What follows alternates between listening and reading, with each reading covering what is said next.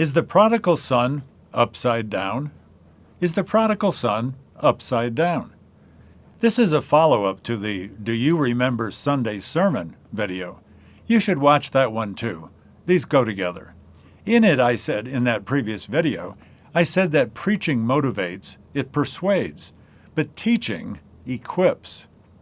Preaching with good biblical content is just, well, it's just good preaching. Teaching is different. I gave the illustration in that other video of being warmed by a fire. That's preaching. I compared it to being warmed but also taking burning coals with you. That's teaching. So stick with me. You see, you just might have the prodigal son upside down. And my guess is that you've heard a lot more preaching than you've heard teaching. And you've heard a bunch of preaching on Luke 15's prodigal son story. Because of general familiarity with that story, I'm going to use it to show you how teaching is different from preaching. I'm going to give you a taste, a small taste, of how teaching equips rather than just exhorts and encourages. You'll take some coals with you from this, and this will be fun. So let's start with some questions. And hit pause if you need to give yourself some think time. And please, if you're watching this in a small group, don't answer out loud. That could be hard, but don't answer out loud. Others will stop thinking if you do. Answer, but just answer silently. But if you're alone, go for it. Answer out loud. Well, here goes. Who told the prodigal son story? And next, what's the definition of the word prodigal? That actually is not an easy question. What's the definition of the word prodigal? And is the word prodigal in the story? And who are the three characters in that story? What did the prodigal do? Did he actually spend his money on prostitutes like his brother said? And here's one you might not have thought of. Which son was worse, the prodigal or his older brother? And who does the story actually focus on? And why was the story told? And who originally heard the story? And what was the point of it? And who was Christ-like in the story? And who was Pharisee-like?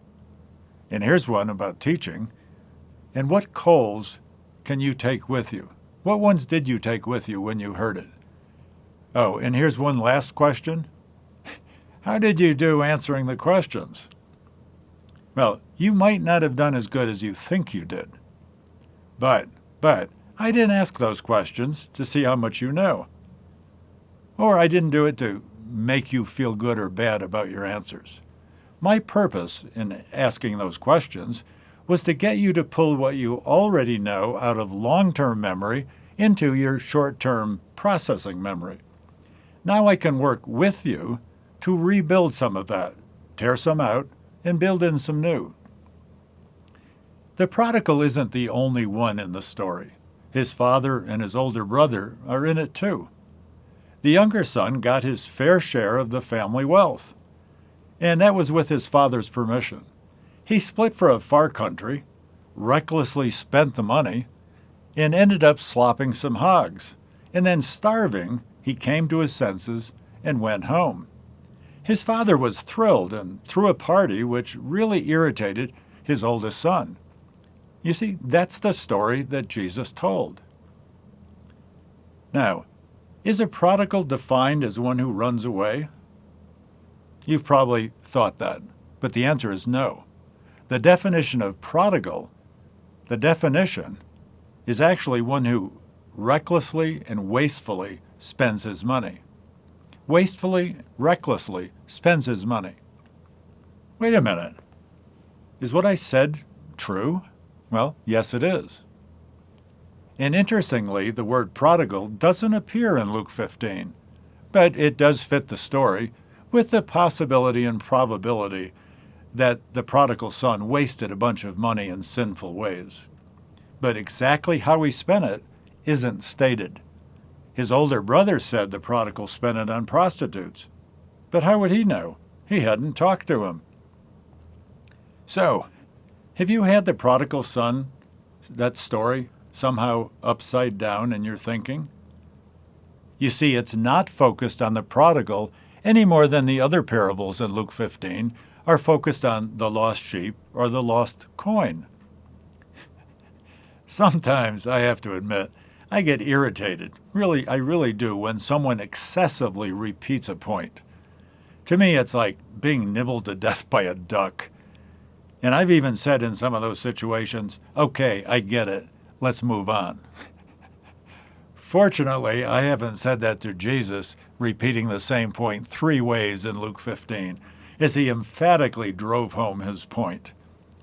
In ways, Luke 15 is about the lost sheep, the lost coin, and the lost son.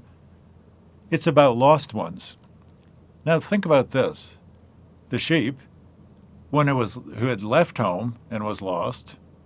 Then there was one who was lost in the house, the coin, and one who was lost and came home on his own, the prodigal.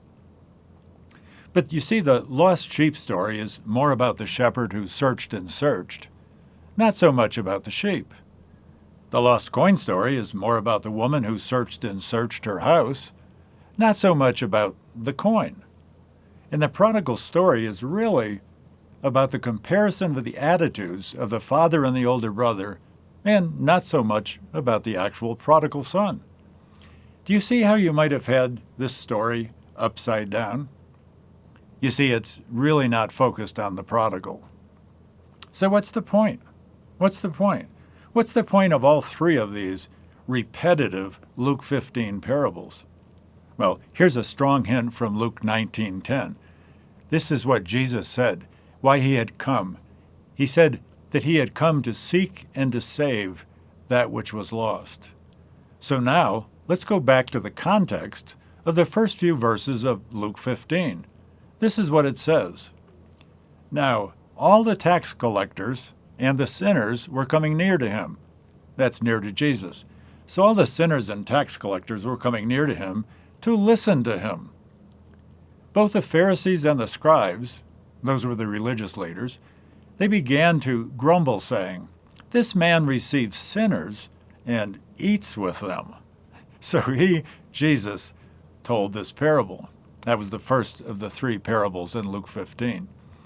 You see, in response to their grumbling disapproval, Jesus illustrated his seeking the lost with those 3 stories. They were stories. They weren't actual accounts of something happening or something that had happened. They were things just used to illustrate. And Jesus was like the shepherd, like the woman, and like the prodigal's father. And those religious leaders were like the prodigal's irritated, self-righteous, heartless older brother. So, what coals should you take with you from the prodigal son story? First, you now have a better understanding of the real story. You've put it right side up. And the most important coal to take with you, if you're like a lost sheep that's run away from God, or like the coin who's lost in the house, lost in the church or a Christian home, or like a seeker coming home to God, like the prodigal, the coal to take with you is that Jesus welcomes you. You're why he came. You're why he died. He's been seeking you all the time. But, if you're a believer who's living like the Luke 15 scribes and Pharisees, isn't it time you started living more like Jesus than like those religious separatists? Here's a silly question. If a tree falls in the forest and nobody hears it, does it make noise? That's just silly. But a really good question is, if someone teaches and no one learns, was it actually teaching? If someone teaches and no one learns, was it actually teaching? The answer to that one is an emphatic no. An effective teaching needs a final step to move things from listening to learning. From listening to learning. So stick with me just for a few more minutes. The final step in teaching and in learning is moving your rebuilt knowledge from short-term memory into your accessible long-term memory. To do that, let's just take some time to review those earlier questions. And think about, as you answer them, think about how your answers have changed. Well, here they are. What's the definition of the word prodigal? Well, it's one who spends recklessly. One who spends recklessly. That's what prodigal means. And what did the prodigal do? Well, he got his inheritance, left home, spent it all, came to his senses, and went home. Which son was worse? In ways, the older brother was. Who does the story actually focus on? Who does it focus on? Oh, the prodigal's father and older brother. From the context, what were the original listeners doing? Well, we don't know that the disciples were listening, but they probably were, but we don't know what they were doing. But the religious leaders were complaining. Those were there. They were listening. They were complaining, grumbling, that Jesus spent time with sinners. What's the point of the story? The point is that Jesus came to seek and to save the lost. That's why he spent time with sinners. Who was Christ-like in the story? Well, who was? The prodigal's father. And who was Pharisee-like? Well, the older brother was. And what are the lessons for you? Well, if you're a skeptic or a seeker, Jesus came to earth for you. He's seeking you. And if you're a believer, the point is that you should start living more like Jesus and less like those separatist Pharisees. And a final encouragement. Here's a good way to lock in your learning. Read Luke 15, slowly and thoughtfully. Do it while all of this is fresh in your mind. When you do, you'll take even more burning coals with you. I'm John Morris. I'll see you on the next Just a Question.